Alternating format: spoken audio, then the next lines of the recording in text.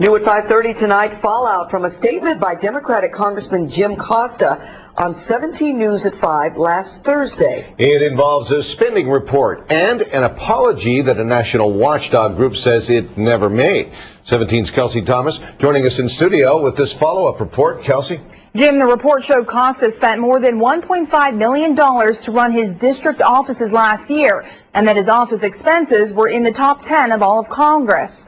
Costa came on 17 News and called the report a big mistake, but Costa's aide told 17 News this afternoon the congressman misspoke.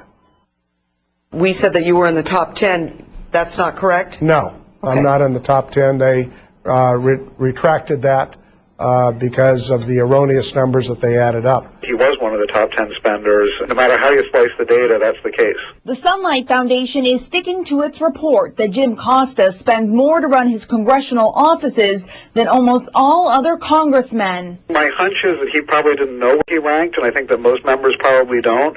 So I don't want to say that he was lying, but he was absolutely incorrect when he said it. That's $1.7 million to run his offices for a year. The Sunlight Foundation told 17 News it never apologized to Costa. We certainly didn't issue an apology to him.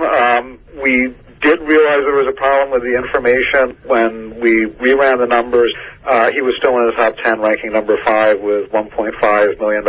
Travel was particularly high. It's really kind of the personnel compensation and the rent, communications, and utilities that were tops for categories for him. Costa had a different story today. Whether it's in the form of an apology,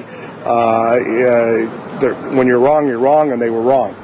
As it stands now, Costa is the number 2 spender in the Valley and is number 5 nationwide. And he says he will continue to spend our tax dollars wisely. I employ 14 people that work in the district and work in Washington. And I come home almost every weekend, and that's traveling back and forth about 50 weeks out of the year.